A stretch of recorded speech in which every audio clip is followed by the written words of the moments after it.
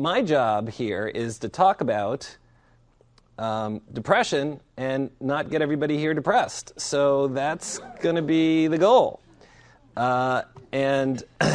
So what I'm going to start with is I have a now 10-year-old daughter named Madeline. Madeline has a favorite joke, and it goes sort of like this. By the way, it's much better when you hear a 10-year-old tell this joke. Man walks into a doctor's office with a duck on his head. Doctor walks up and says, "May I help you?" And the duck says, "Yes, can you get this man off my butt?" She loves that joke, and the reason why I like that joke is because a lot of times what physicians think is the problem is not really the problem on first glance. And so that's important. I think it's also the case that what I'm going to try to do is get you to forget everything you know about the word depression. Because if you think you know depression, then the chances are you know it in a context that's different from the one we're going to talk about for the next half hour or so. And the only people here who know about the depression that I'm going to talk about are people who either suffered from it themselves and have gotten all the way better, or have witnessed a loved one do the same. So I hate depression. Depression is a devastating aspect. Again, it was interesting. I actually hadn't seen that slide that Michael showed about, and I almost thought it was a joke, didn't you? The patron saint of ice skating kept falling on the ice. But apparently, I believe him. But it's interesting because he mentioned that this was one of the earliest person, and she suffered from symptoms of depression. But this is a study that was done looking at patients with multiple sclerosis on average a decade after they'd had MS. And they did phone interviews and they called them up. So they called people up and they said, "How you doing? How's the effects of MS?" And what was interesting is that they then took all the responses and they categorized them. They found out that they sort of fell into three categories. One was that about 20% of the people said it had led to strains on their relationships. People that they thought were their friends no longer had time to sort of wait or deal with this illness or didn't know what to say. Sometimes it caused stress between spouses and loved ones. But they said 1 in 5 people said this had led to some kind of deterioration in the relationship.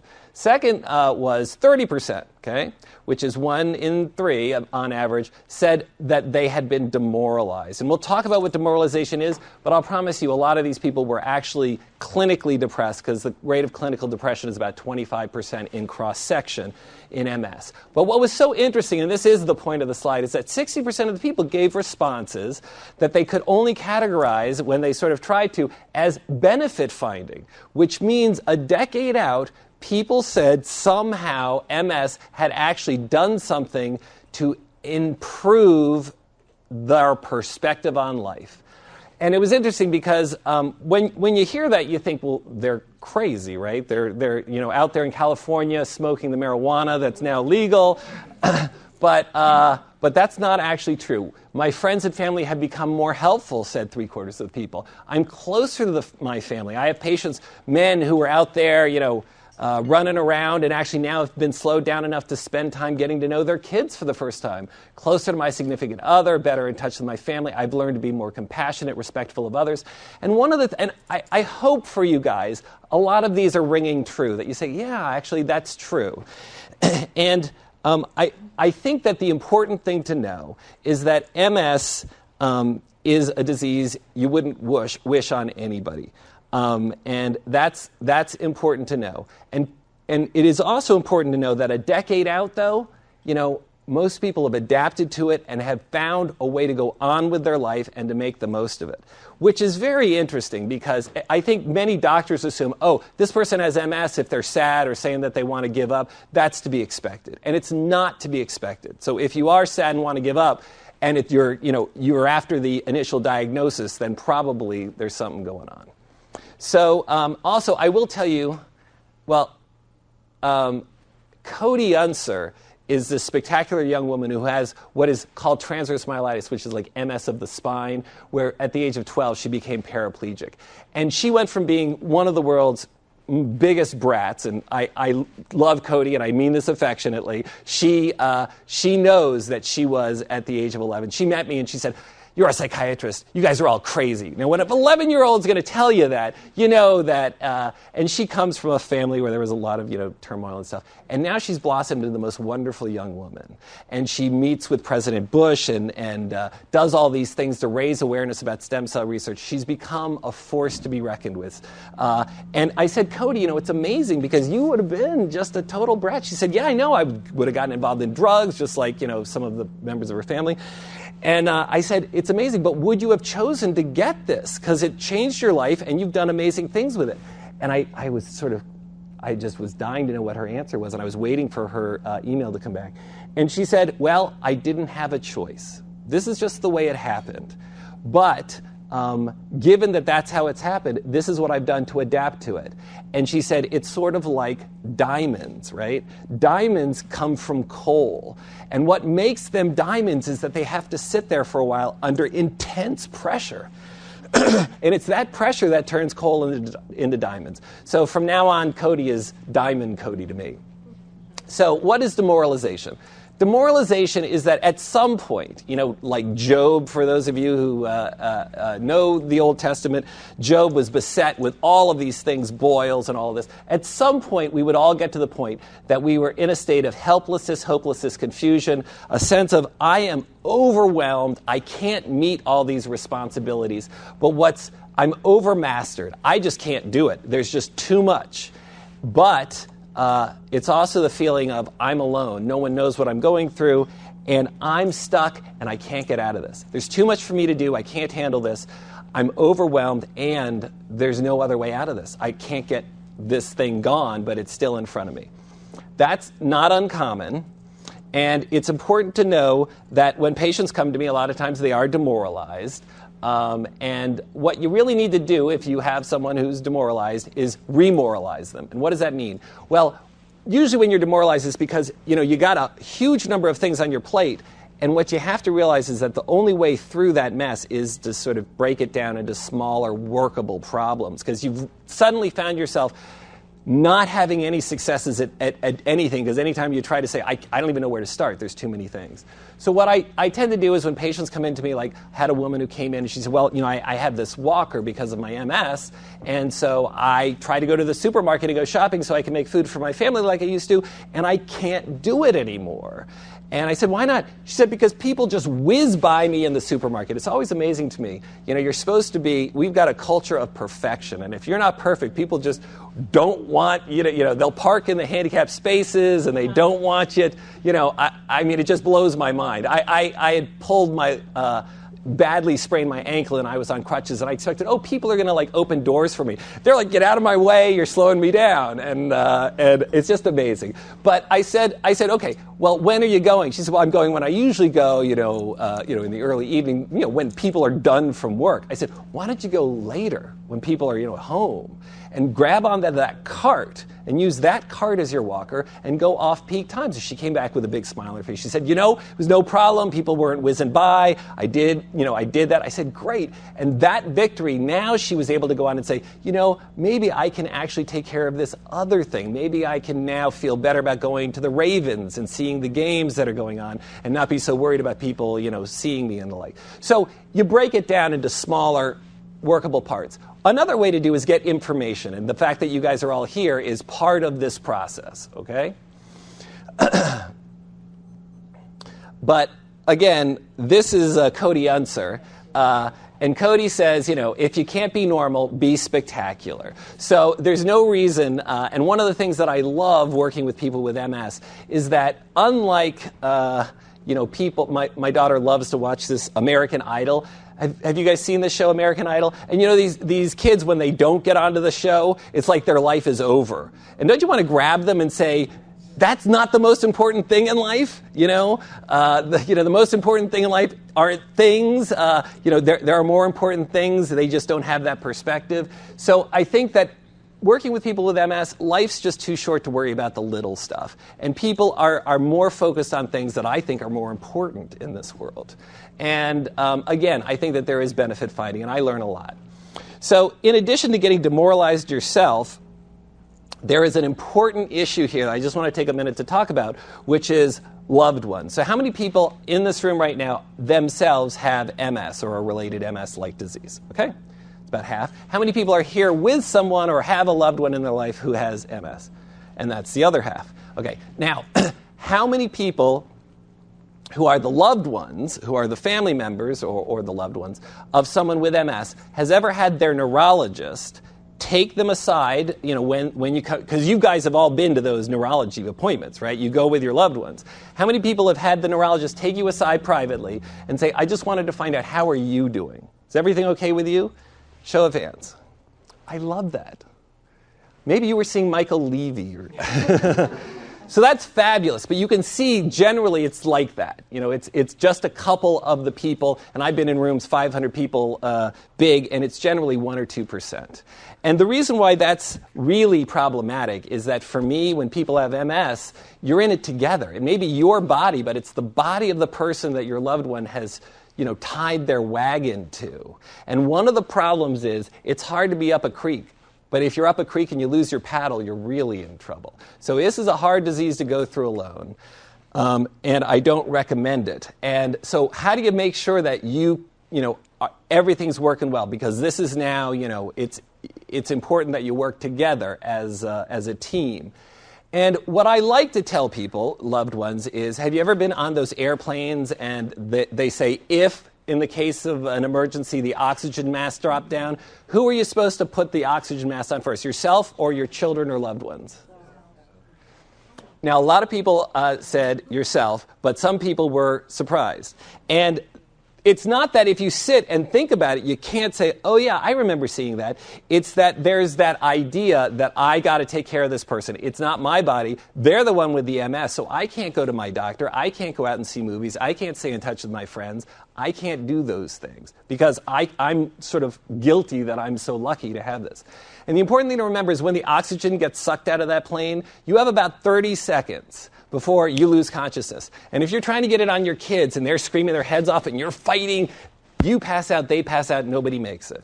If, on the other hand, you look at your watch with your oxygen mask on, wait about 30 seconds, they pass out, you're fine. You put the oxygen mask on, everybody's fine, okay? You're there to help them at that point. So what I'm just trying to say is that you have to make sure you're getting enough oxygen. And you have to make sure your loved one is getting enough oxygen. So if you've got MS, you have to tell that person, honey, get out. It's the weekend. You got to go. See a movie, do something. I'm not going, but you need to recharge your engines. Not for you, for me. Because you're not going to be any good to me or anybody else if you don't recharge your engines and take care of yourself. And then once I explain this to people, then all I have to do when I see the people, my patients come in with their loved ones, all I have to do is turn to the loved one and say, are you getting enough oxygen? People often say, no, I haven't gone out. But you should be aware of this. You should be asking, is your loved one getting enough oxygen? Okay, what is depression? Depression is not MDD is not manic deep depression. It's major depressive disorder. But this term depression sort of sounds like what's going on in the stock market right now, okay? It's depressing, but no one is going out there just because the stock market dropped and they were fine one day and then it dropped the next and now they got to start popping, antidepressants just because of that. We're all upset and we're concerned, but that's just bummed out. That's sadness. That's not clinical depression.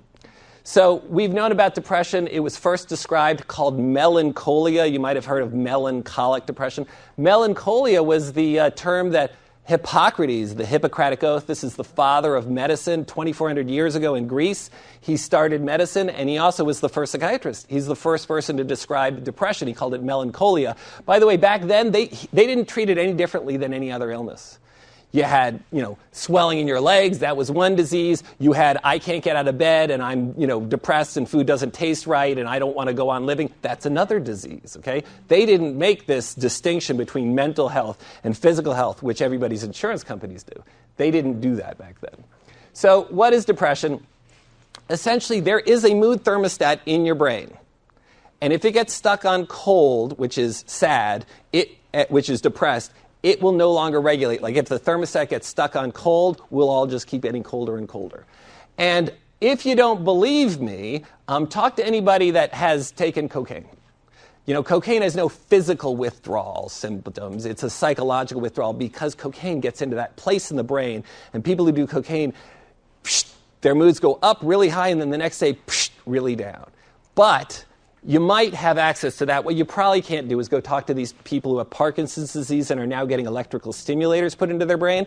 What we found is that maybe 1 in 20 people, 1 in 30 people with these stimulators, it goes into, stimulates a region that actually is near to this mood thermostat. And they get really depressed when it's on. So there was a very famous case of a woman where they turned it on because they could turn on the electricity to the stimulator, and her hand stopped shaking, but she suddenly started crying, and it felt like dark clouds were circling over her head, and she was hopeless. She said, "Doc, turn that off." Turned it off. She said, "Don't ever turn that on again, okay? That's not it. You got to move this, okay?" There is a mood thermostat in the brain, and it's not as simple as, gee, you'd be depressed too if you had a bad disease. ALS, Lou Gehrig's disease, terrible disease. Tuesdays with Maury, if you don't believe me, you can go read it. ALS has been studied. Very uncommon to have depression in ALS. Why? Because it doesn't affect the brain. It affects the neurons that go and plug into your muscles. Okay? It's not a brain disease. It's a neuron into the muscle disease. And so these patients, right up into the time they're on respirators, don't have higher rates of clinical depression. They may get sad, but it's not depression. So just what some of the myths are. Okay? Let me just see if what some of the myths are. I'm not sure why I don't have this slide in there, but let me just tell you. So depression is a series of symptoms. Sadness is just one symptom of many. And the way I teach this to the medical doctors at Hopkins is I say, look, cough is to pneumonia what sadness is to depression. Lots of people have coughs. I'm going to cough probably during the course of this talk. Someone will cough here. It's not pneumonia, okay? Cough can be due to many things, dry throat, what have you, asthma, lots of things, okay? But it can be a symptom of pneumonia, but sometimes you get pneumonia even without a cough, and sometimes people can be sad and not have a depression, right? So what you have to do is consider the company the cough keeps. If you have cough and a fuzzy thing on your x-ray, and you have a temperature and rapid breathing, that's pneumonia. Well, what's depression? I'll show you what the symptoms are in depression in a second. But what I want you to know is that sadness is just one symptom. It's also not a weakness or state of mind. This is another thing you have to get away from. This belief that, gee, I shouldn't be sad. I shouldn't be depressed. I should just snap out of it, pull myself up by my own bootstraps. We know that there's a genetics to this. There are changes in the body. The dexamethasone suppression test actually is a way of testing the production of cortisol, the stress hormone in the body. People who are depressed make too much of it. 80% of people with depression make too much cortisol. And we can measure that. It's not perfect because 80% means we'll miss 20%. That's why we don't use it. And there are many medical causes of depression, MS being one of the biggest. In fact, it's not only one of the biggest, it's the Michael Phelps of depression. Okay? It's the gold medal winner. Which you look at all the things that can cause depression, anything that affects the brain, including drugs or hypothyroidism or B12 deficiency, all of these things affect the brain, strokes, but MS has the highest rate of depression of any medical, neurological, surgical disease out there. And it is actually holding a lot of information for us about how inflammation causes depression. Again, some of the common myths. Many people say, depression, it's not that big a deal, okay? It's not really a big concern. And the former Surgeon General Satcher, one of our great Surgeon Generals, said people fail to realize that far more Americans die from suicide than from homicide. And we don't hear about those things because people don't publish them and they don't want people to know. So, I feel like I have a perspective on society that you guys don't see. When I see someone on television, sometimes I have my patients who are, high-functioning people in high places. And I've actually seen people on television. Whenever I see someone now who, makes a terrible statement politically, someone who never would have done that before and now says something really out of character, really weird, I've seen this in some of my patients who are depressed. And it affects your ability to really sort of function. But importantly, it affects your survival. And in MS, suicide is the third leading cause of death. Okay? So if you ignore it and say, oh, it's not that big a deal, you're missing the third leading cause of death. It's major. It says, I can't understand a word you're saying, Roger, have you got a gun in your mouth? And what this reminds me is just to let you know, being depressed is bad. By the way, all of this doctor's trends are all down here. But what you have to remember is that being depressed is bad, but being depressed and having access to a handgun is worse. Women are 3 times more likely to attempt suicide. 3 times more likely to, more often, attempt suicide. And men are 3 times more likely, or more often, kill themselves. You see that huge difference? 3 times more suicides in men, even though 1/3 as many attempts. What is going on there? Women do what? They overdose on pills, they go in, they get charcoaled in the hospital. Men use guns. That's the big difference. And there's no margin for error, almost none, with a gun. So again, people say, oh, well, depression's not a really big deal. This just shows you, when you measure physical disability, social disability, numbers of days in bed, etc., this is a landmark study, gray means gray means depression caused worse disability than the medical illness. Black means the medical illness caused worse disability, and white means they broke even. And you can see, looking at this, second only to heart disease, depression is the second leading cause of chronic disability in the medical office. Huge effect. So don't just write it off as, gee, it's not really important. And again, we sort of talked about this. People usually say, oh, you'd be depressed too if you had that. But that's not true. So again, depression is a symptom. It's not just an extreme sadness. And we sort of talked about this. Got a little out of order here. Cough can be an indicator of pneumonia. Not every cough is pneumonia. Sometimes pneumonia presents without a cough. So you got to consider the company it keeps. What is the company that depression keeps? Well, we remember them in medicine and psychiatry by these 9 symptoms. This is what it says in the DSM-4. You have to have trouble with sleep. It's usually either early morning awakening, you wake up in the morning, you can't fall back asleep, or waking up in the middle of the night. Anxiety causes trouble falling asleep. So that, trouble falling asleep can be for many reasons. That waking up at 5 in the morning, not being able to get back to sleep, and just thinking, God, I can't bear this day. That's often a symptom, just one symptom of depression. Loss of interest or pleasure. Your get up and go has gotten up and gone. You don't have that interest in doing it.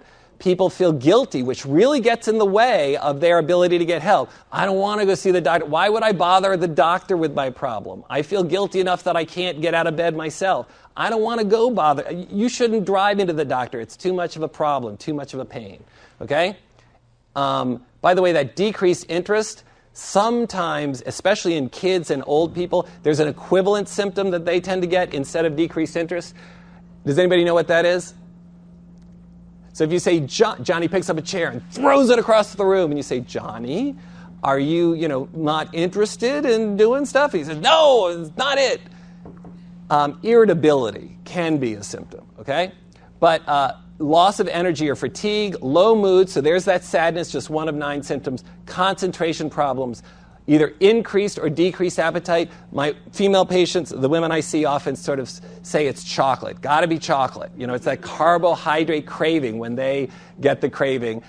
Sometimes it's people stop eating. They don't want to have anything to eat. And you see people who get diagnosed with cancer.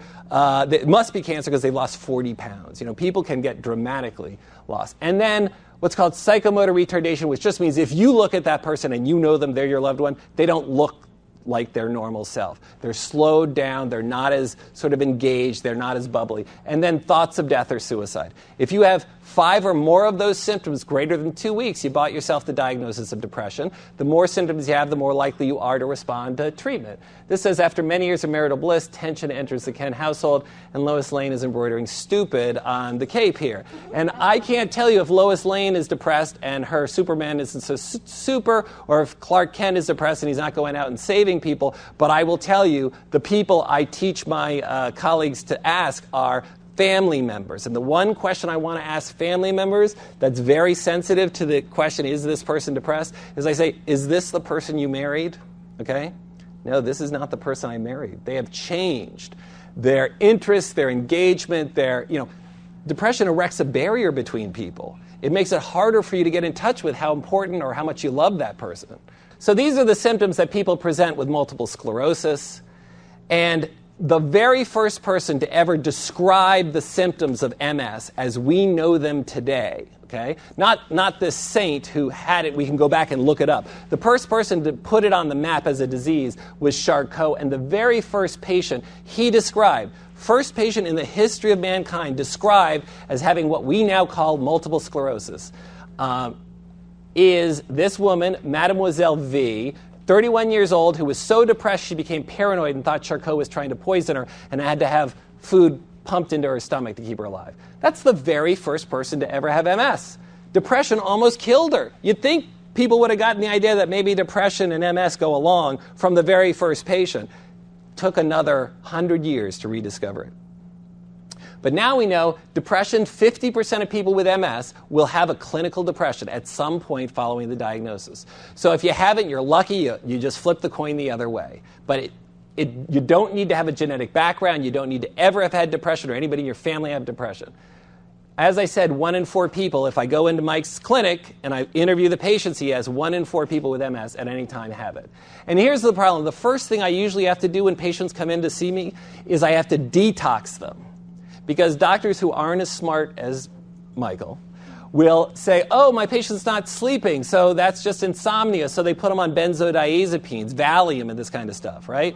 And then they say, oh, but, they have this terrible fatigue and concentration problems. Well, for their fatigue, I'm going to put them on a stimulant, Ritalin or Provigil or something. And that's going to make their sleep worse, so I got to go up on the Valium. But the problem is Valium makes people really wacky. Valium's like alcohol in a pill, okay?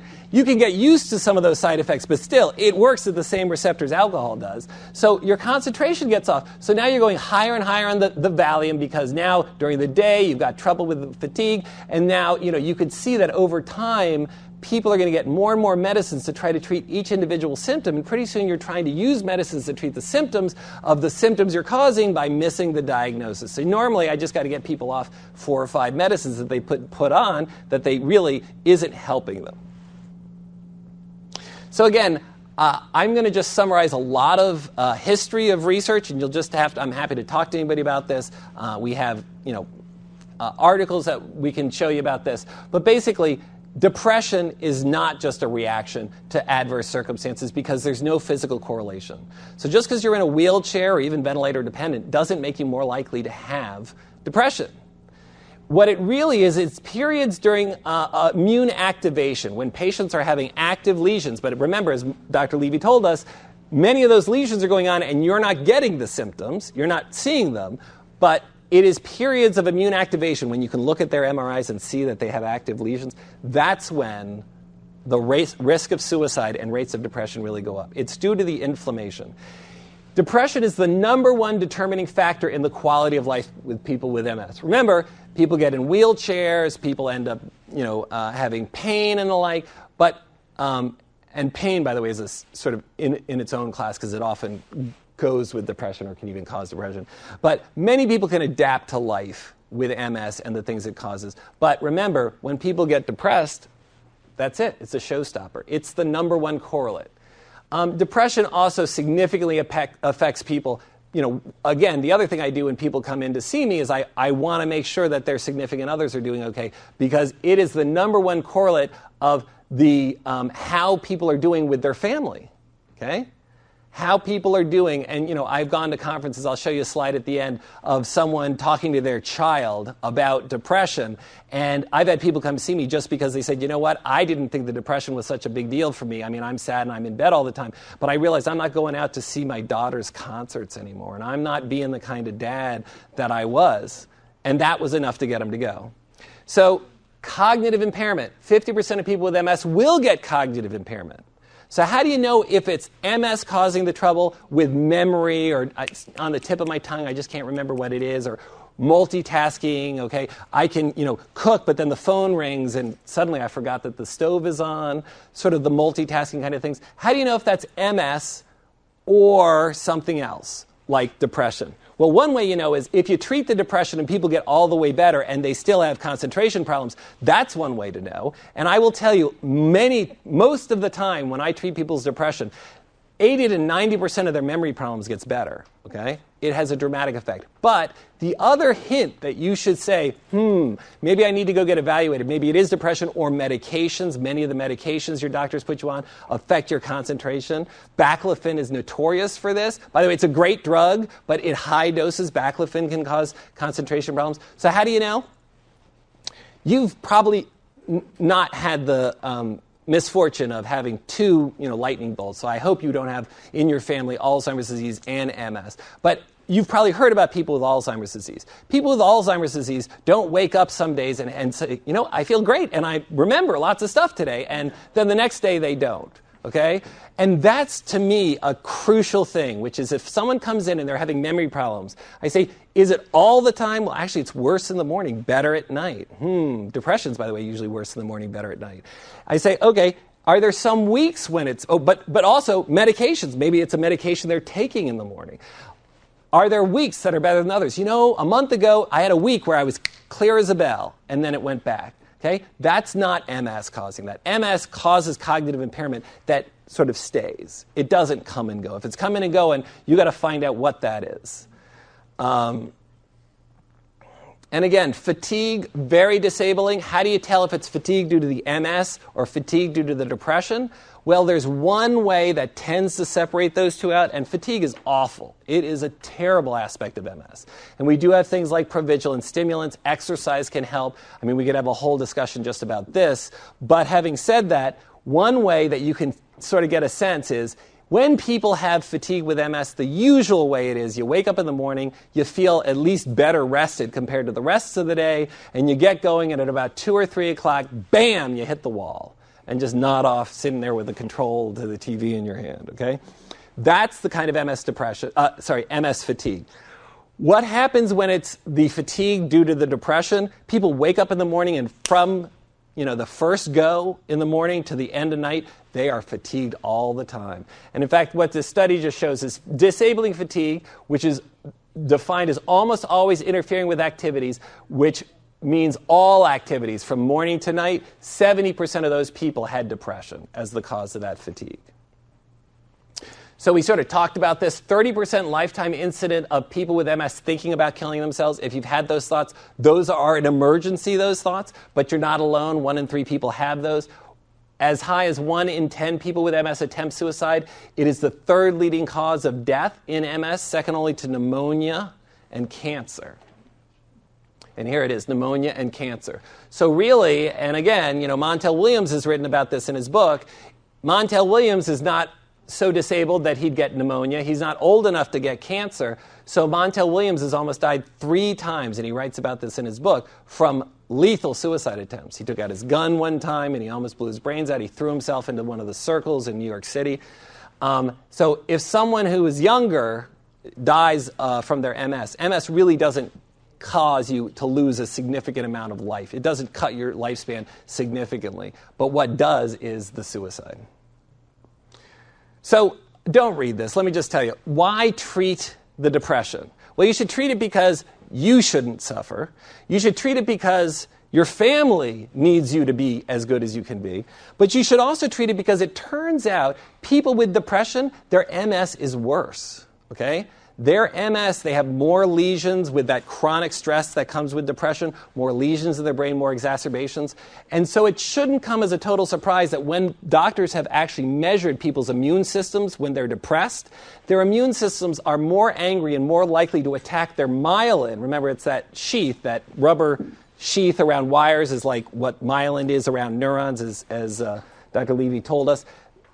It is essentially twice as aggressive about attacking myelin if you're depressed than if you're not. And there was a study that came out just a month ago, and it said patients who were put on antidepressants, their MS, they were randomized, double-blind, placebo-controlled studies. People who were put on an antidepressant, their MS was better. Their MS had fewer lesions, fewer attacks, okay? So do it not just because you deserve it or your family deserves it. Do it because your MS deserves it, and it's one of the things you can treat that will make you better. And those are just the studies we talked about. So, can we treat MS if we really cared about it? Yeah, this just shows you that the U.S. Air Force back in the early 1990s realized 1 in 4 people in the Air Force were dying of suicide. So they put together a program to stop people from committing suicide, which was really to treat the depression that was going on. And you can see what they did. They went from 10 deaths in 100,000 to 1. They decreased it by 90%. And how did they do that? First of all, they took away the stigma. It ended up being you're wise and smart if you seek help, is what the top brass wrote. They made people responsible for one another. If someone commits suicide under your command, it's your responsibility. If we sort of made ourselves responsible for one another, this would help. And then finally what they did is they had mandatory testing. Every year you went for your physical, you got tested. If you were depressed, you had to go. Because if you didn't go and get that help, you don't get paid. So they were able to decrease it by 90%. This says, of course your daddy loves you. He's on Prozac. He loves everybody, okay? This is what gets some people to go. So the good news is, as bad as MS depression is, and it's just one of the symptoms that you get, like weakness and numbness and tingling, depression is one of those kinds of things that MS can cause. The good news is that the treatments still work for MS. It might have ended up being that the depression you get in MS is completely different and doesn't respond to antidepressants. Turns out it does. And you should be able to get 100% well from your depression, despite your MS. This just shows you here, because you hear a lot about antidepressants and are they dangerous and stuff. I mean, I could have a whole talk about that, but I'll just give you one piece of evidence. This is the rate of suicide in the United States, all comers, adults and children. In 1988, it started to go down. Does anybody know what happened in 1988? That's when the first SSRI was developed and released. So before then, all we had was drugs like tricyclics, which are very good, but they're a little trickier to prescribe, so that only people prescribing antidepressants were psychiatrists. But now that we have these other drugs, these newer drugs, Prozac, Paxil, Zoloft, all of these drugs, have you ever started a patient on an antidepressant? Yeah. So suddenly people said, oh, yeah, we'll just, vitamin P, vitamin Prozac. And, it became much easier to treat people. And that's when the suicide rate started going down. Sadly, with this warning about the black box warning about children, has led to a 20% decrease in the prescription of antidepressants for kids. And there has been a 20% increase in the rate of suicide among kids.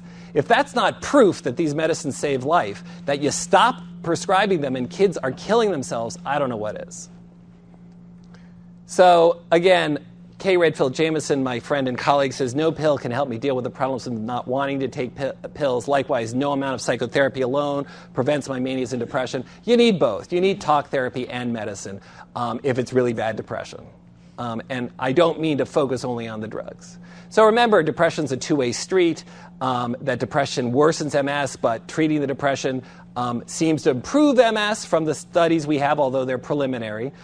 It's lethal if you miss the depression in MS, but it's important to remember that it's treatable. How does exercise help with MS from a physiological and psychological standpoint? And it's a really crucial issue. What I want to tell you is that exercise is an antidepressant. So we know, for instance, that antidepressants will stimulate the growth of new neurons in the brain. That's huge, by the way. We didn't used to think you got new neurons in your brain. We thought you're born with a lot, and as you get older, they just sort of shrivel away until you're like 120 and you have a couple neurons firing. So what we now know is that we continue to make new neurons through our whole lives. And antidepressants, and MS, by the way, blocks the production of new neurons in the brain. Inflammation of any kind in the brain does. And antidepressants stimulate the production of new neurons. Well, so does exercise. And in the studies that have been done, people who exercise at least 30 to 45 minutes, at least 3 to 4 times a week, that was as good for mild to moderate depression as taking a medication. Okay? It's not all about a pill. But the problem is that when you're depressed, getting up the problem is for that study they did, they had to get 20 people interviewed to get one person who was willing to do the exercise for the study. Because that's why we don't tend to prescribe exercise to people who weren't already athletic. But if you already had an exercise routine and you find yourself starting to get depressed, got to get back to that exercise routine. That's critical. Exercise is an antidepressant. And it also says about, physiological standpoint. And what I will tell you is there are studies going on Hopkins right now, John McDonald and his colleagues, who are showing that even people who have spinal cord, essentially almost as though their spinal cord is cut off, okay, that they have no movements below the legs, they put them on these bicycles where they're stimulating their own muscles and nerves, therefore. They're stimulating them to pedal. So they're pedaling themselves by having this computer tell the muscles what order to fire in. And what they have found in their preliminary studies is that that is sending a signal to the spine to say, hey, we need to start connecting, we need to start growing, we need to start making things happen. So that's an extreme example. And John McDonald's the person who got Christopher Reeves, who had complete loss of function but below the neck, able to move his fingers through using this kind of thing. Exercise is crucial.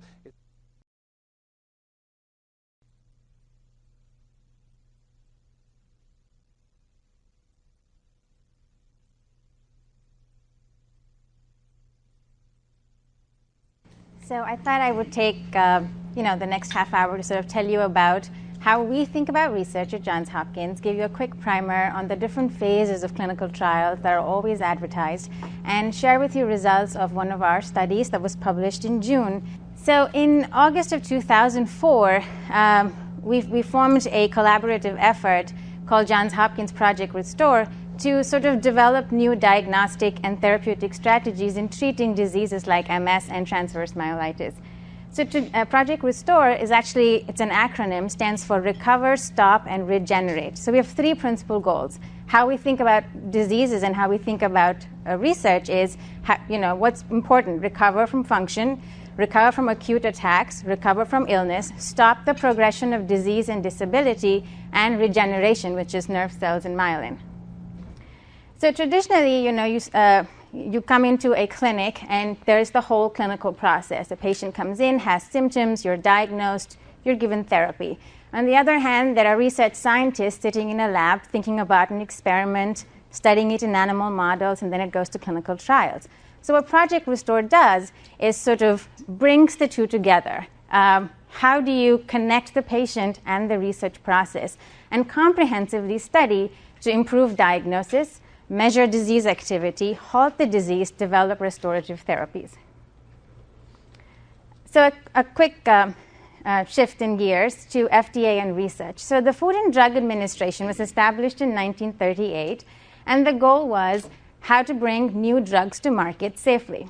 So they mandated that studies have to be done where the benefits will far outweigh the risks. And so we have to go through 4 phases of studies before a new drug comes to market. So the first phase is phase 1, which is essentially an initial study to say, okay, what is the mechanism of action of this drug? Are there any side effects associated with it? Can I gain some early evidence of how effective this drug is? And you include either healthy participants or patients in these studies. A phase 2 study is a more controlled clinical study where your main goal is to evaluate the effectiveness of the drug and determine what the common short-term side effects are.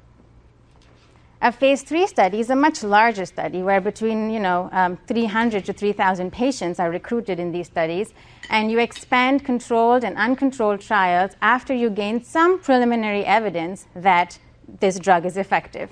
And then the overall benefit is then to say, at the end of a phase 3 study, I can take this to the FDA and get a new drug indication, so now it can be marketed if they approve it.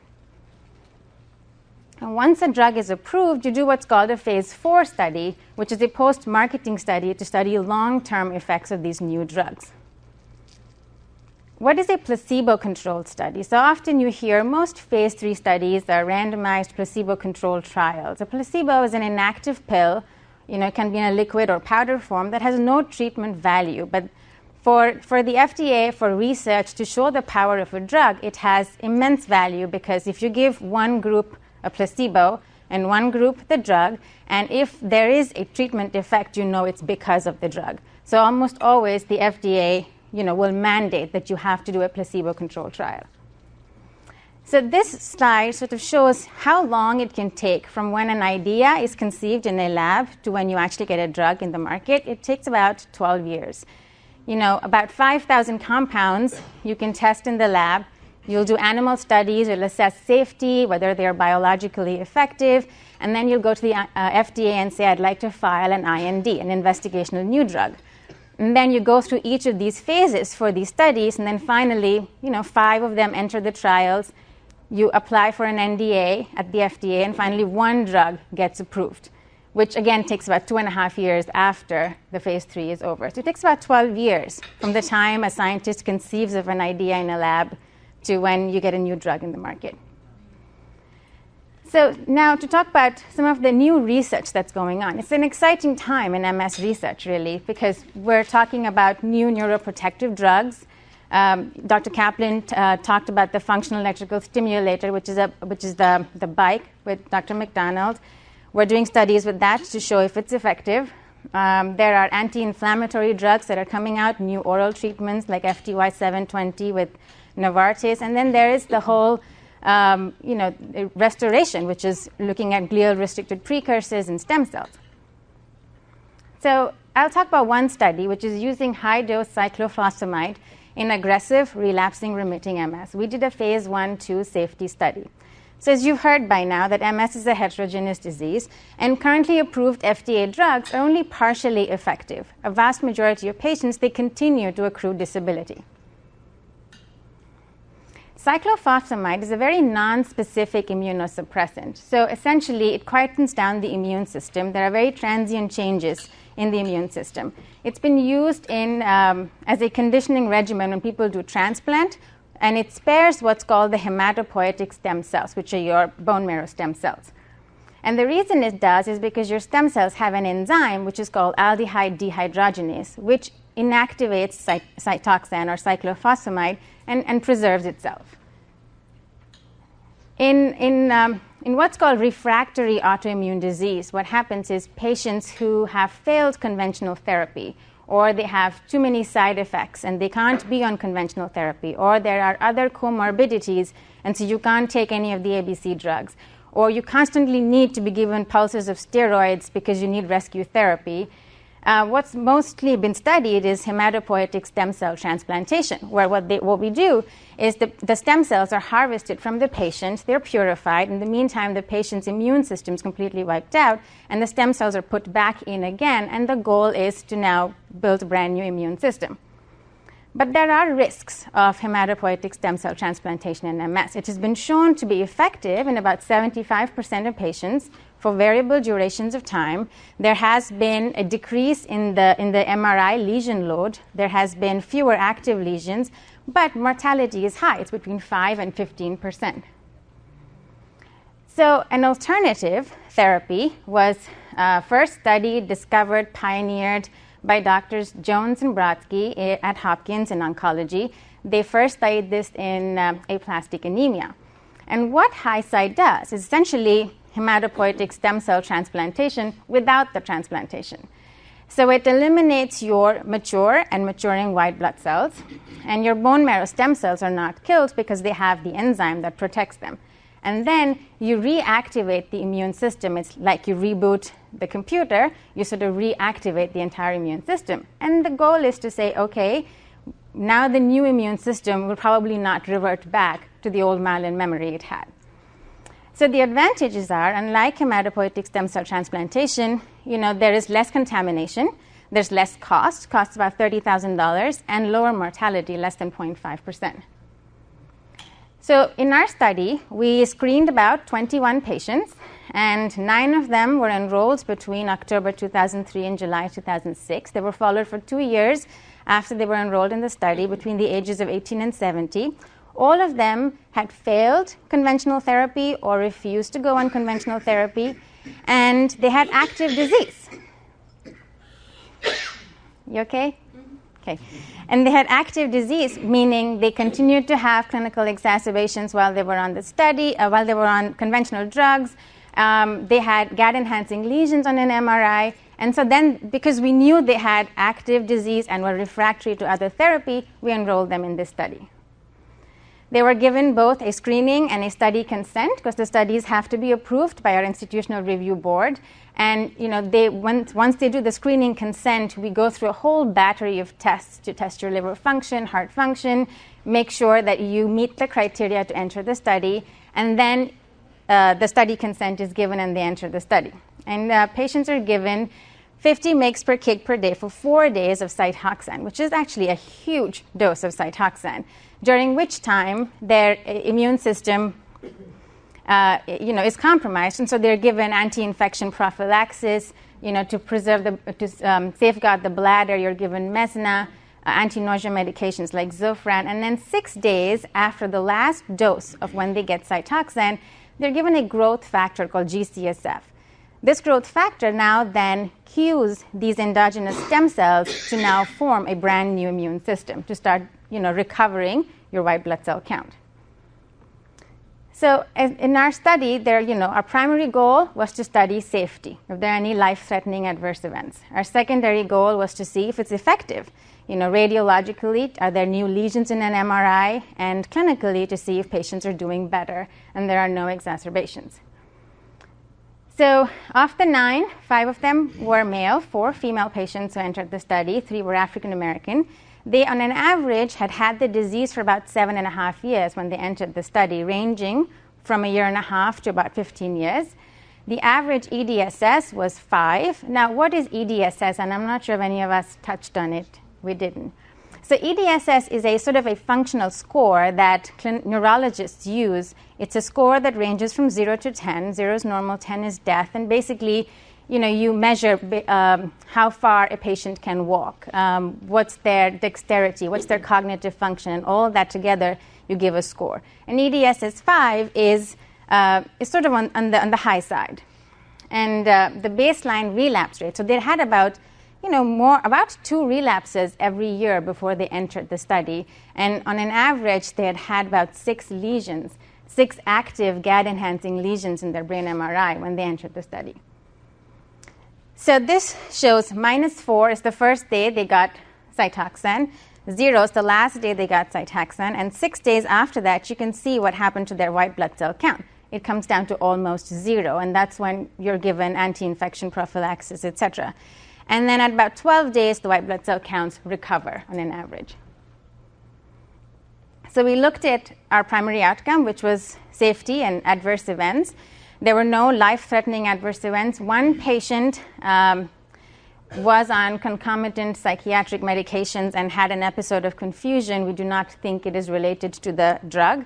There were 4 hospitalization or ER visits, one of which was because a patient failed Hicy and actually the disease reactivated. In general, the side effects of Hicy treatment are nausea, alopecia, loss of hair, and loss of immunization. So at the end of 1 year after the therapy, you have to re-immunize our patients. And herpes is about a frequency of 40%, and fever, and you give broad-spectrum antibiotics. So looking at sort of how did they do clinically overall, these 9 patients. So time 0 is when they were given the therapy. So the time preceding that is, as you can see, the line is going up for majority of the patients because the disability kept increasing. And then they got Hicy, and disability for most patients decreased from the time they got Hicy. Although there were 2 patients who were our first 2 patients who'd accrued a lot of disability and had the disease for a long time. Although they didn't have any radiological exacerbations, they didn't do that well clinically. So if we look at our 9 patients, we grouped them up into sort of 3 categories. There were 3 patients who had no disease activity at the end of 2 years. Nothing clinically, nothing radiologically. In 3 patients, they had a small MRI reactivation. The red line looks at the number of GAD-enhancing lesions, and they had 1 lesion, like patient 3 did, at 19 months and at 6 months after therapy. And there were 2 patients who had clinical exacerbations. Patient 5 was our failure for high-dose Cytoxan therapy. And 1 patient, at the time the study was published, had not completed therapy, the 2 years of follow-up. So in summary, if you look at all the disability, at baseline was about 5 and at follow-up about 2.5. So actually, if you look at the average, there was a 40% decrease in disability at the end of 2 years in these 9 patients. We also looked at what's called MSFC, which is the Multiple Sclerosis Functional Composite. And there are 3 components to it. There's a timed 25-foot walk. There's a 9-hole peg test to look at upper arm strength. There's PACEAT, which is a cognitive test. And then the composite it's basically of all 3 indicators. And we found that there was a statistically significant improvement in the overall MSFC scores at the end of 2 years in these 9 patients. And to summarize the MRI activity, when patients entered the study, on an average, they had about 6.57 lesions at baseline. And at follow-up, they had about 1 lesion. So there was about an 80% decrease in GAD-enhancing lesions in this study. So average decrease in EDSS of all 9 patients was 40%. So there were 5 patients who had a functional response, by which I mean they improved by at least 1 point on the EDSS scale. And the average improvement in the MSFC Z-score was 87%, 81% reduction in the GAD-enhancing lesions. So in conclusion, it is a phase 1/2 safety study. We can draw some conclusions about efficacy. So we say it is safe. It induced rapid and sustained clinical and radiological improvement. Patients with advanced disease, like our first 2 patients, they continued to have progression of disability, although they did do slightly better than they were. And overall, there was a 40% reduction in disability at 23 months when the study was closed. This was published in the Archives of Neurology, and this study would not have happened without all these people, and the PI for the study was Dr. Douglas Kerr. At this point, I think I'm going to switch gears and hand it to Dr. Kaplin to talk about, so what now? You've done a phase 1/2 safety study. You've proven that there is something here that, at least 5 of your 9 patients did well. So what now? Is it going to come to market? Is it going to be a therapy that will be accepted? Over to you. Thank you. I just have to go back to this slide because, you look at Chitra and she doesn't look like a geek, and a lab brat like I do. And the reason why she was presenting that is because you see here, this is her. She was the first author, which means the person who put in most of the work in designing that, and it always amazes me that now she's off solving the problems of the world, but she did help us get started in this important work. So again, as she had said, sort of the 3 big areas that if you really want to understand where we're going in the future of research, it is to stop the inflammation, and that's what we're talking about with the Hicy, to protect the neurons that are under attack by the inflammation, and we're not actually going to have time to show you any of the neuroprotection, and then restore the function where function has been lost, and that's what Mike's going to talk about. But of course, stopping the inflammation would require that, ideally, that it doesn't reactivate. And as you saw, of the patients that were, in this trial, 5 of them by 2 years, 5 of the 9, which is about 65%, had shown reactivation or activation. So the question is, if you're going to take a risk and have the chemotherapy done, you'd like it to be something that would continue and maintain itself. And that's what I'm going to talk to you now. This is the sort of new stuff, hot off the printer kind of stuff, as to what our efforts are to prevent the reactivation. And so, again, because of Brodsky and Jones starting this and pioneering it and continuing to tutor us in the use of this treatment as applied to other patients, there's now been about 250 patients at Hopkins that have received the Hicy, which, remember, is pretty dramatic. It wipes out your whole immune system. And ideally, you go down to 0 white blood cells. And there were 3 episodes of sepsis, which means people got sort of shaking, viral infection in their bloodstream, needed to get IV antibiotics, but they recovered fully. There was 1 intensive care unit admission, which means the person got so sick they had to go into the intensive care unit, but again, did very well. There was 1 patient who died while immunosuppressed, which is why the quote is 0.5% mortality, 1 in 200. I will say that this is not a treatment for the lighthearted.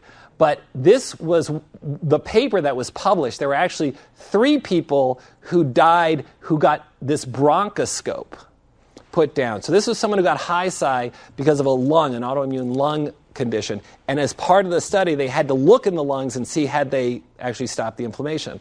And it turned out these bronchoscopes that the hospital, Hopkins, was buying had an infection with this lethal bacteria called Pseudomonas. So although we have to report, and we do report, that 1 out of the 200 people, now 250 people, died, it was such an unusual death that it was reported, and it wasn't just Hicy. This was ultimately a preventable death. Having said that, it's not 100% safe. We don't know until we do, as Chitra sort of outlined, the phase 3, phase 4 large-scale study. But so far, it has been well tolerated, but it does have a period of when your immune system isn't working that if you happen to have someone, who puts a scope down your throat with a lethal bacteria on it, you're in bad shape. Okay, so really, how do you improve the treatment? And this is sort of what Doug and Chitra and I sort of had then said now that the first wave is over. Well, you want to make it more effective, which means you want to have more people respond initially, and also minimize the adverse outcomes. You want to see if you can predict the response to treatment, because if it's going to be someone who's going to reactivate, maybe you don't want to give them that, or maybe you want to give them a higher dose or a longer period, something like that. So if I could say, you're unlikely to have a good response to this protocol because we can predict who will do well and who didn't, maybe we can change how we do it. And then ultimately, the big thing is, can we prevent this reactivation, which we have seen with this treatment in the other autoimmune conditions that this has been tried on. Not us, but at Hopkins, our colleagues have tried this in lupus and in myasthenia gravis. And again, they've had good initial results, but with a high relapse rate. So the first thing about predicting, can you predict who's going to do well? This will be on the quiz, by the way. No, it's not going to be on the quiz. But it's interesting because I had the privilege of going and presenting this to a group of Chinese colleagues. And when they saw this, their eyes dropped out. I mean, they just couldn't understand it. So I'm not trying to induce fear, which apparently it did in China. But this was what we sort of set on, which is you give this drug, this is the cyclophosphamide, which is perfectly safe unless the body converts it into this mustard gas-like thing. I mean, this is phosphamide mustard. It attacks DNA, and it kills the rapidly dividing cells, which you want if you're trying to treat cancer or wipe out the immune system. But those stem cells have to survive, and they survive because it's this aldehyde dehydrogenase, which is sort of like the stem cells are like the Irishman of the immune system. They can tolerate their liquor. Liquor is tolerated because of alcohol dehydrogenase. This is how come the stem cells can tolerate this treatment, because they inactivate it using this aldehyde dehydrogenase and make it into this very benign carboxyphosphamide that won't hurt you. So the idea was, if the stem cells survive that way, maybe the reason why this treatment, in terms of predicting who's going to do well and who didn't do well, maybe the people who didn't do well had too much of this enzyme, not in their bone marrows, but in their adult stem cells, in their adult immune cells, those cells already matured running around the system that had learned the bad habits. If they produced too much of this, then we wouldn't knock down their white blood cells to zero, and those bad cells could come and reactivate. Does that make sense to people? I know what you're getting is stuff we're teaching the medical students when we're not here. So you're doing great if you're just not asleep at this point. And what we found out was we got a nice correlation, which means that the higher the level of aldehyde dehydrogenase, the more white blood cells that survived. So this actually now is a test that we can use. You can see they fit nicely to this line, a correlation coefficient of 0.8. 1.0 would mean it fit the line perfectly. So 0.8 is getting there. It's a very good result, and it was statistically significant. And again, this just tells us that those people who make high levels of aldehyde dehydrogenase in their immune cells, not their stem cells, they do and they survive, but the adult immune cells, those are the people we need to target differently. So now we've got a test, that's a start. But what are we going to do to prevent it from reactivating? And that's the big deal. How can we prevent it from reactivating? And so literally, the idea came to, as Chitra explained, takes 12 years to go from an idea to a brand new drug. So we were thinking, what could we do that we could do now? A drug that might be available now that we could use, that hadn't been thought of to be used in this context. And it occurred to us that there is this medicine, Copaxone, which is glatiramer acetate. And this was developed 50 years ago in the lab. And what happened was this drug, Copaxone, actually the sequences look a little bit like myelin, the proteins in myelin. So when it was originally developed 50 years ago, there is a way of making mice sort of get MS. It's called EAE, experimental allergic encephalomyelitis if you're a mouse. It's called MS if you're a human. But the way we do it in mice is if you inject them with myelin, they'll make an immune response to that myelin, and then they'll start getting these lesions in their central nervous system like happens in people. I know it sounds incredibly cruel, but this is how we can develop new drugs. And from these mice, I believe it's 5 of the current 6 FDA-approved treatments came from testing in these animals. So again, sorry to animal lovers, but I'd much rather do this to these animals than ever give a human a drug that would do them harm. So what they did was, though, they said, we don't want to have to kill these mice and get their myelin protein and inject it into these other mice. Maybe we could just synthesize this myelin protein and give it to these other mice. At the time, they didn't have good ways of synthesizing, so it sort of was a random sequence of amino acids, which are the building blocks of proteins, like letters are to words and sentences. And they said, maybe what we can do is just take this sort of sequences of random amino acids that look a lot like myelin. And so they made Copaxone, and they injected it into these animals. And they said, let's wait and see if they get animal MS. And they didn't. They said, oh, okay, that's a bust. 99% of our ideas are probably a bust. And they said, well, someone said, maybe it boosts the effect of myelin. So then they purified the myelin out of these animals, and they injected the Copaxone with the myelin, and lo and behold, they saw something really wild, which is if they gave this, again, like the EDSS score, this is the EDSS score for a mouse. But in the case of mice, is a little, little cross-eyed. They die at 5 is death for a mouse. So, but what you see is if they gave these mice Copaxone before they injected them, nobody got sick. And if they didn't give them the Copaxone, they got sick and many of them died, okay, from this animal MS, really severe form. Okay? But if they gave Copaxone before they gave the myelin, it completely blocked the ability of myelin to cause the MS in these animals. And they said, Eureka! And they went running down the hallway. We have a treatment that can prevent MS. And someone said, okay, who are you going to give it to? Okay? You don't know who's going to get MS. So you're going to go out and give this treatment to everybody? Or, what are you going to do? So they said, oh, right. Okay, well, why don't we then, here's where they sort of injected the animals with myelin, and they waited till they started to get sick, and then they gave them the Copaxone, and lo and behold, again, rather than dying, they improved. Okay? Notice this improvement isn't as good as this improvement, which these animals never got going.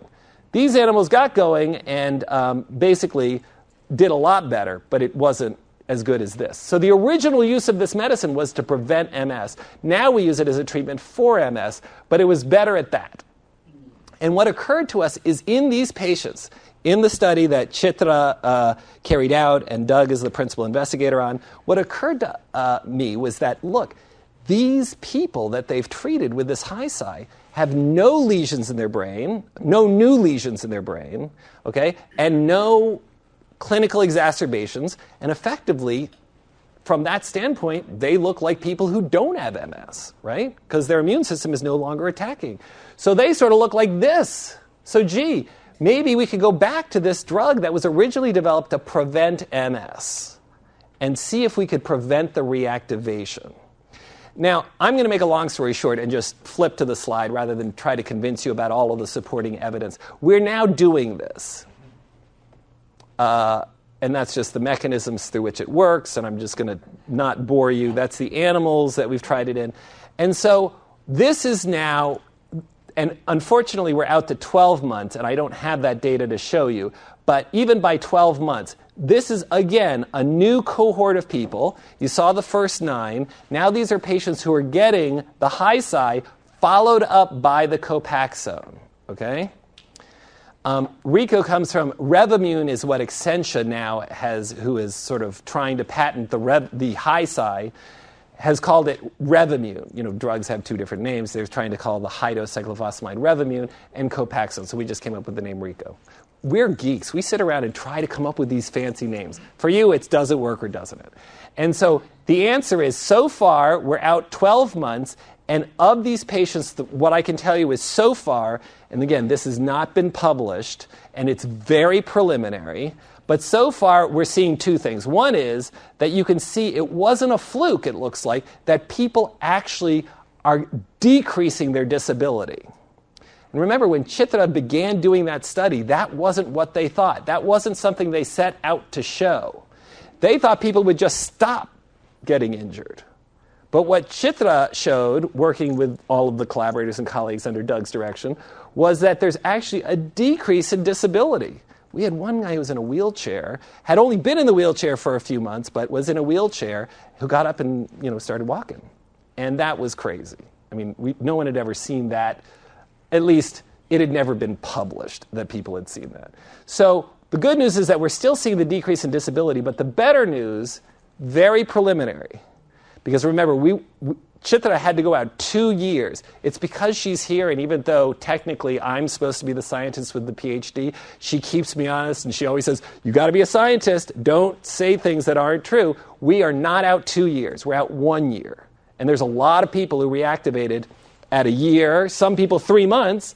A lot of people did it at 9 months, 12 months, and one at 18 months. So it's really too early to say this. But all I can tell you is so far, we did see people reactivate in the original study without the Copaxone at 3 months, and one at 6 months, and one out here at 12 months. So far, nobody has reactivated.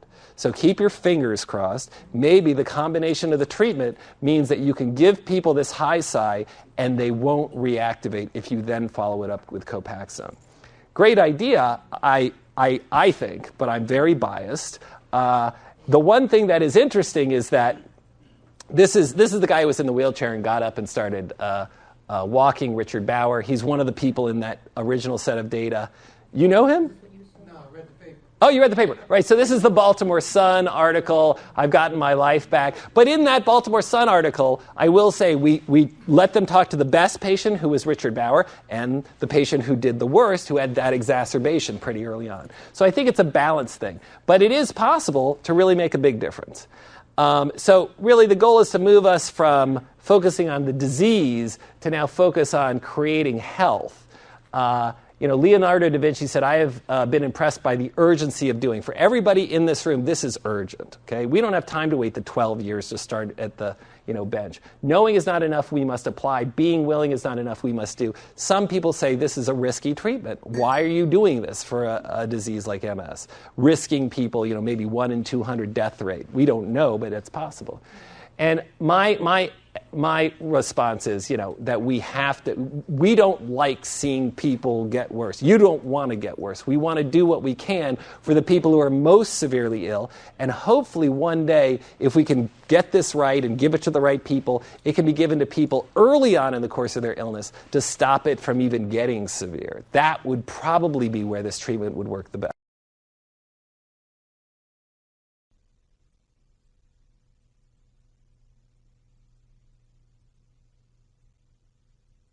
The idea of being able to rewire the nervous system, actually put new wires in there, or to help preserve the functioning of these neurons, was science fiction. Meaning not even in animals was it possible, let alone in humans. And you're going to have to see yourself whether you think Dr. Levy can convince you that this is just purely science fiction or whether it's even possible.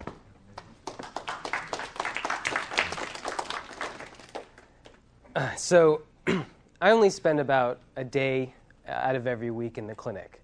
And I don't participate in these clinical trials. I see very few patients. I spend most of my time in the lab. I treat rats and mice who have MS. They have EAE. And I try to make them better.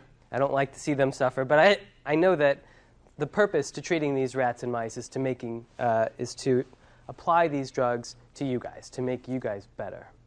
And even if we can stop the disability from accruing, even if we can get your immune cells to just stop attacking your myelin, you're still going to be left with all the problems you've accrued up to this point.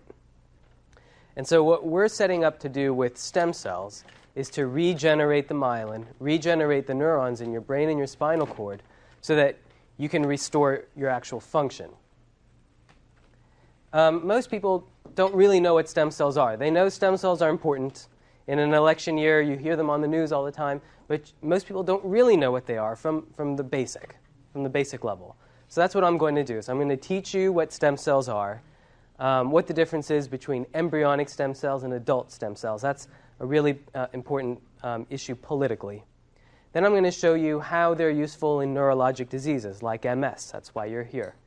And then we'll talk a little bit about some of the controversies and why it is so political and why there are ethical debates about using stem cells. So I'll be the first to admit that stem cells have a hype. Everyone talks about stem cells. Oh, they're going to cure MS. They're going to cure Alzheimer's. This is great. What a fantastic thing. We should all go out and support stem cells. Well, I have to say, in animals, it really is amazing. We can cure a lot of diseases in animals with stem cells, and it is fantastic, and it deserves the hype.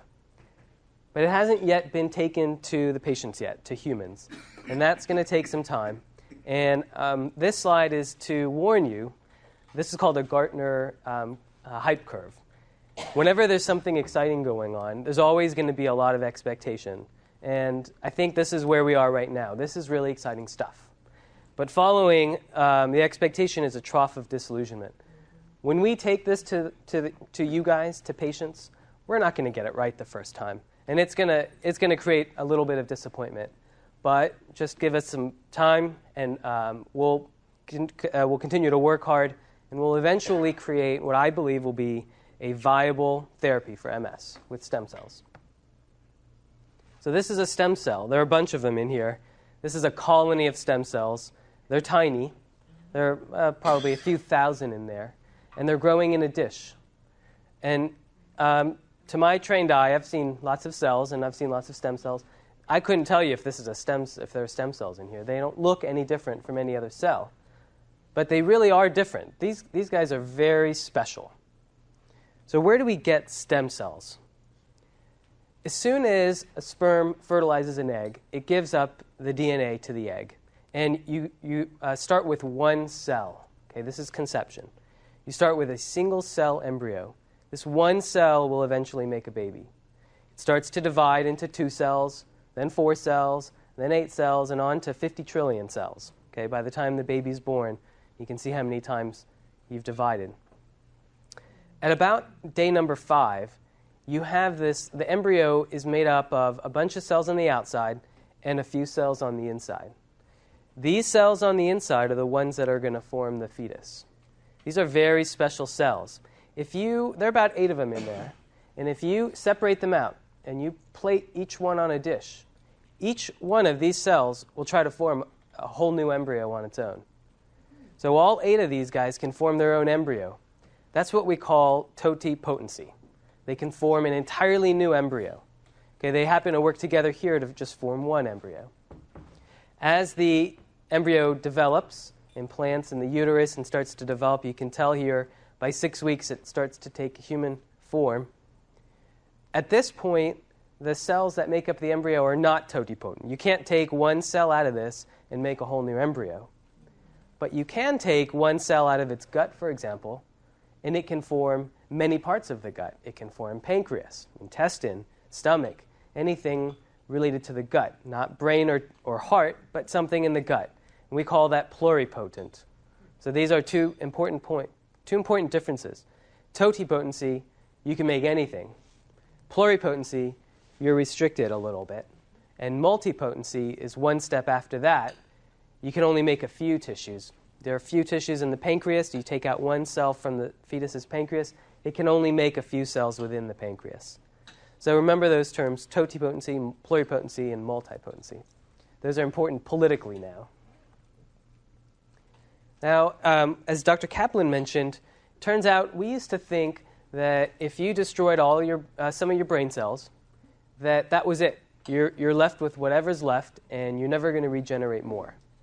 Turns out that's not quite the case. We don't understand it completely yet, but everyone has their own stem cells. You have stem cells in your brain right now.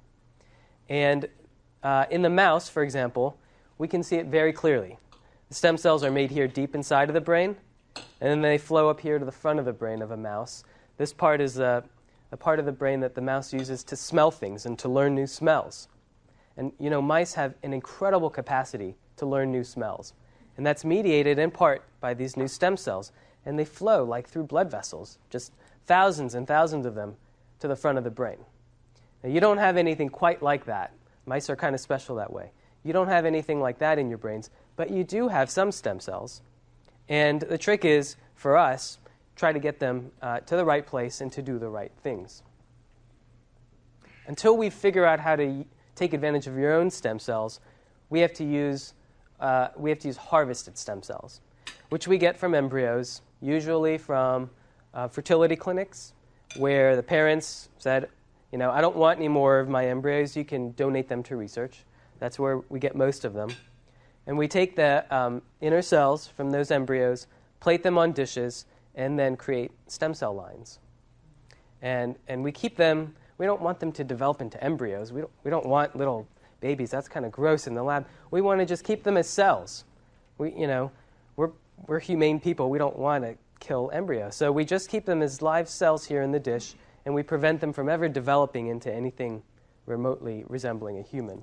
We just want the cells to be able to make them into tissue that can be beneficial for you guys. Now there's a term called adult stem cell. Adult stem cells come from adults. There's no baby involved in this, and that's much more appealing. People like the idea of being able to take your own cells and make stem cells out of them instead of having to go to a baby. And that's where the field is trending. Nobody likes the idea of taking cells out of a baby. And there's a recent breakthrough in Japan a couple months ago. They could take skin cells and expose them to these 4 chemicals and turn them back, make them backtrack into cells that look like stem cells. They're only pluripotent. That is, they can't form whole embryos. They can form a lot of tissues, and that's pretty good. If we can get our stem cells back to the point where you can make the cells that make myelin, for example, that's all we would want. So this was a really exciting news, and we're really hoping that the field continues in this direction to using adult stem cells. So adult stem cells have the advantage. There's no baby involved. It's much. There aren't as many ethical concerns of making adult stem cells. So that's one big advantage. The disadvantage with adult stem cells is it's harder to train them. It's harder to make them do what we want to do in the lab. So when I work with mice, I can't convince adult human stem cells to make myelin. We haven't figured it out yet. It's more difficult. We are working on it, but right now we have to use embryonic stem cells. So everything I'll show you is from embryonic stem cells. So what do we want to use embryonic stem cells for? Well, we want to regenerate your brain. We want to regenerate the parts of the brain that are destroyed in MS. There are 2 basic cell types we'd like to regenerate. One is the neuron, the brain cell. These are the guys that do your thinking, your moving, your feeling, everything. All controlled by neurons, here in green. And then the other cell we want to regenerate is this white cell called an oligo. Oligos make myelin. If you lose your myelin in MS flares, that's what we want to regenerate. Those cells die, and that's what we want to regenerate, are the oligos. And then, like I said before, if you lose too much of your myelin, you're going to have an unsupported axon here. The neuron doesn't like it, and it dies. So in MS, years and years and years of demyelination leads to neuronal death. We want to regenerate those too. So this, back in 2006, before I joined the lab, one of the reasons Dr. Kerr is so famous, is that he, in an animal model, took embryonic stem cells and regenerated neurons in a rat spinal cord. So this was really exciting news. It really took the field by storm, and I have a few videos here to show you why this was so exciting. we killed off neurons in a rat, in the spinal cord of a rat. You could see it's paralyzed back here, at least on one side. We used a virus to kill it. And then what we did is we implanted stem cells right back into the area of the spinal cord where those neurons died. So this is a before picture. You can see it's essentially paralyzed. 120 days after we implanted those stem cells, this is the exact same rat. You could see it has perfectly normal function of its legs. Some say it may be waddling a little bit. But this is pretty good. This got a lot of people excited. And to show you that it really is the stem cells, in this case, you'll see, again, we paralyzed the rat. In this case, both legs are completely paralyzed. You can see it only uses the front legs to move. And this time we implanted the stem cells only on one side of the spinal cord. The other side of the spinal cord we left destroyed. And so what you'll see here is the side that we implanted the stem cells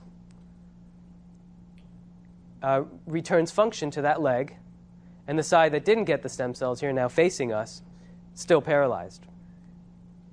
So you could see it really was the stem cells in the place where we implanted them that turned into neurons that could then restore function in the rat. So this was really exciting news. So just a couple of months after Dr. Kerr published this study, scientists at Oregon Health Sciences University up in Portland used the similar technology to implant neurons into the brain of a 6-year-old boy who suffered a disease called Batten's disease. Batten's disease is fatal. Okay? These kids are born with an inability to get rid of the waste from the cells in their brain, and they universally die within a few years. So usually by age 8, they're dead. Okay? And as they age, they lose more and more function. And it was so devastating to these parents that the FDA agreed to let one child receive neuronal stem cell transplants into his brain to see if it would help at all, because he's going to die anyway. And it was really exciting because this was the first neuron fetal stem cell transplant into a human. And the initial results were so exciting that he actually recovered some ability to speak.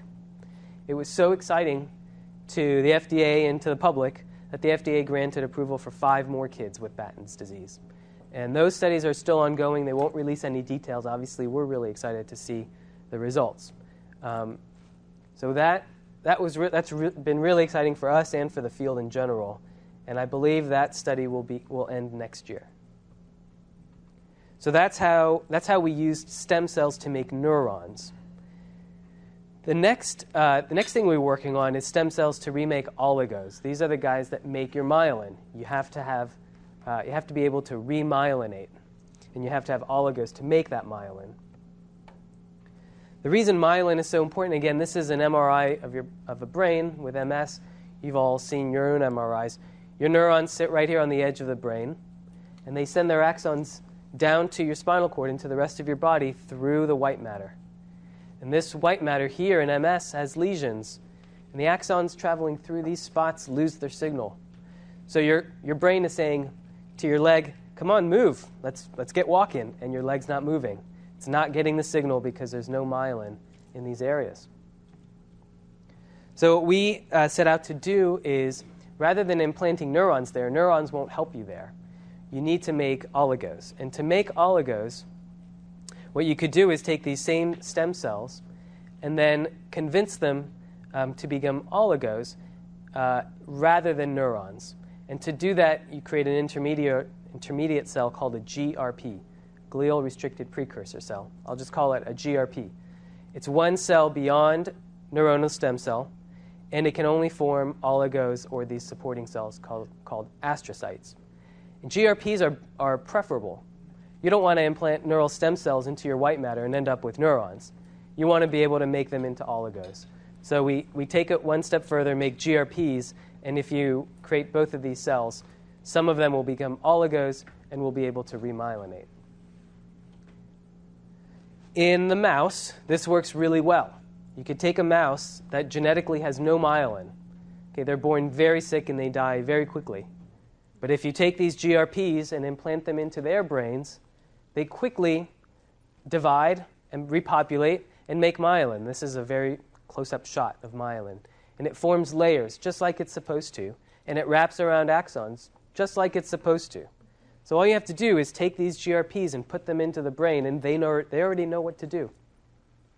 But again, this is in mice.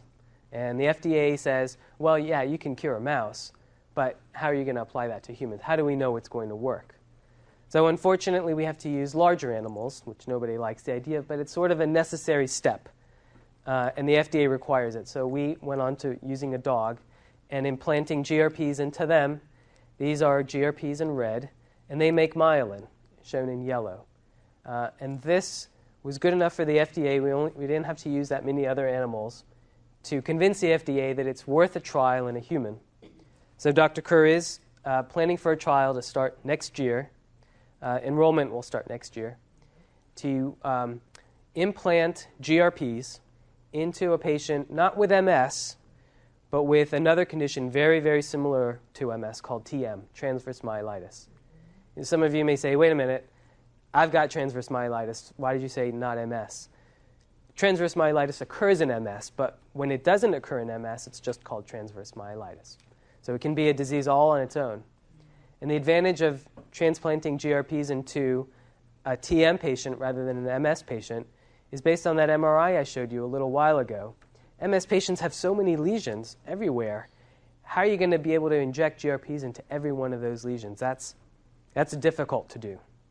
TM patients have one lesion, and it's in the spinal cord. It's much easier to inject into the spinal cord than it is to inject into the brain. So that's why we are starting with a TM patient. If that works, we'll move on to MS patients. So that is coming up probably summer of next year. And now some of you are probably thinking, I don't want a needle injected into my brain. That's pretty intensive. That's pretty invasive. You're going to have to inject it into all these places. Even if it works, all the injections are going to make me pretty sick, aren't they? So one way that we're getting around that is to inject the GRPs into your bloodstream and direct them where to go into your brain. Just like your immune cells get into your brain, we're using GRPs to get into your brain using the same tricks. So we've already actually developed some of that technology, again, in mice. It's really easy to cure and do stem cell therapies in mice. On the left here is an MRI of a mouse brain. And these black lines, these black areas, represent GRPs that we injected into the bloodstream of a mouse. We convinced those particular GRPs to enter the brain. In this mouse, we used regular GRPs, and they didn't get into the brain because we didn't tell them to. So this therapy is very realistic. It'll probably take a few more years than next year's TM transplant, but it is on the way, and it's very reassuring to know that at some point when stem cells are ready for prime time in you guys, you won't have to get multiple injections. You can get it through your bloodstream. This is just a close-up of how the cells look when they get into the brain of the mouse. So again, I just wanted to emphasize that we are up here right now, and we're not going to get it right the first time.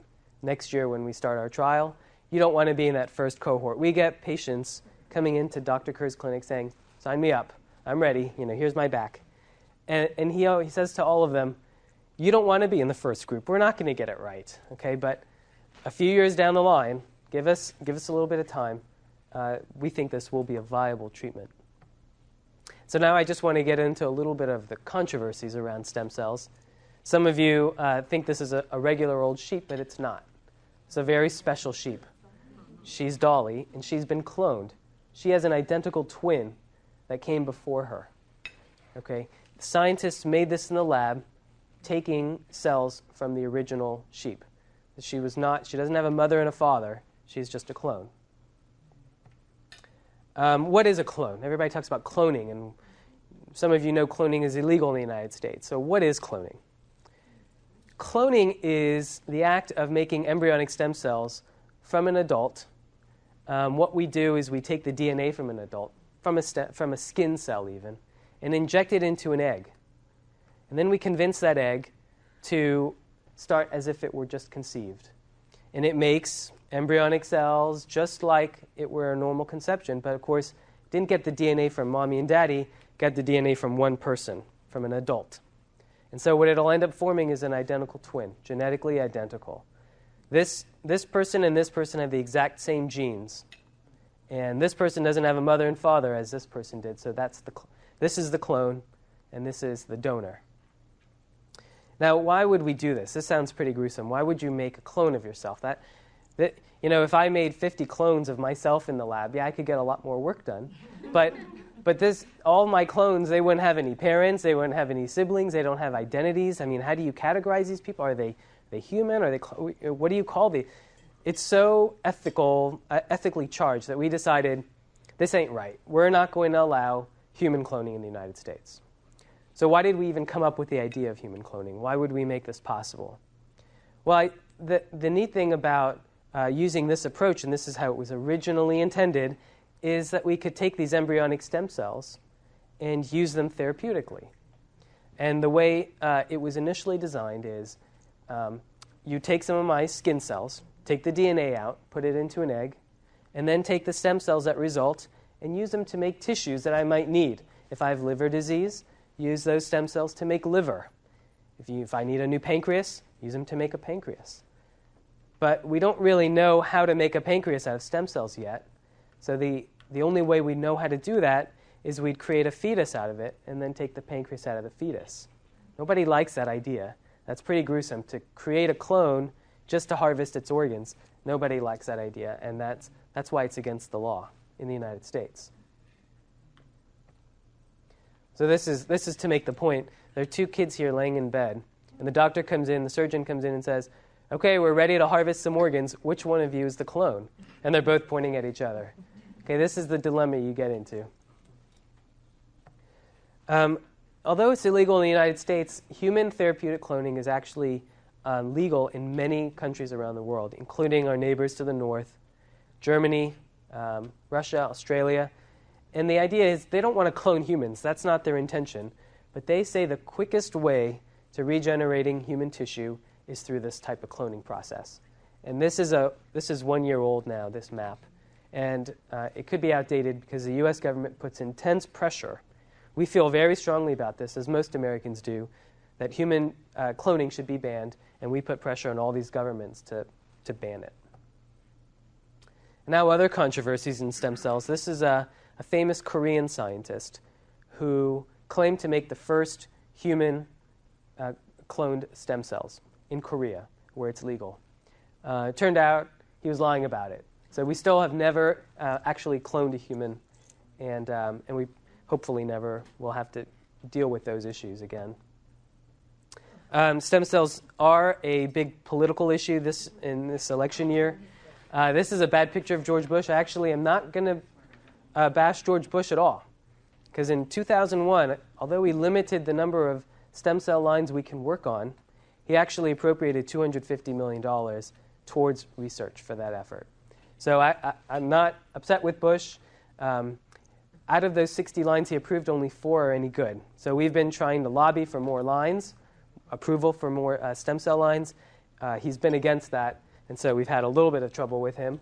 But again, instead of just saying Bush is bad for stem cells, I want to just take a moment to understand why he doesn't like the idea of stem cell research. The idea all comes from when you believe human life begins. And a lot of it is based in religion. Christianity, Buddhism, and Hinduism all share the belief that life begins the moment the sperm enters the egg. First cell that you have there is life and deserves the full respect and protection that an adult human has. Judaism is a little bit different. They say the fetus has to look a little bit like a human before it has the same protections. And in Islam, it depends on whether you're a male or a female. But they have the same idea. Now,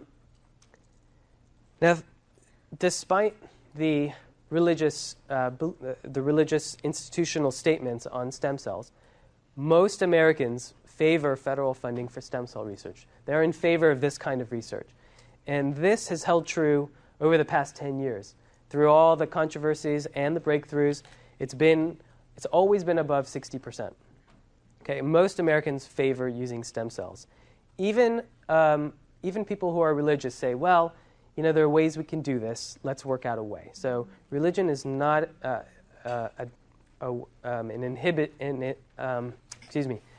Religion is not something that's going to stop stem cells from working. It's just an issue that we have to deal with. Democrats tend to support stem cells more than Republicans, but look, 60% of Republicans, this is not something that should stop us. Whether you're a Republican or a Democrat, a man or a woman, men tend to support it more than women, but women overwhelmingly support stem cell research as well. So these are not issues that should stop us from studying stem cells. And both of our presidential candidates strongly support federal funding for stem cells. So this is something that's really going to push the field forward. And so finally, I just want to end with ways that you can help. So you've already taken the first step. You're here. You've learned about stem cells. You can go back to your place of work. You can go home. You can talk to your family. Tell them what stem cells are and where they come from. And if somebody's against it and they say, oh, I don't want to kill babies, say, that's not what it's about. Scientists don't want to kill babies either, but we want to be able to help patients, especially patients with MS, and tell them how we're doing that with adult stem cells. And then I encourage you to participate in these discussions. There are always forums you can participate in. And of course, if you vote not just for a pro-stem cell president, because both of them are, but for legislators who say stem cells are good for us. There are some who make their opinion public about their belief in stem cells. Some say, I equate this to Nazism. Well, then maybe you shouldn't vote for that person. But most politicians are pro-stem cells, and I encourage you to vote for them, because they're the ones who are going to help push this along.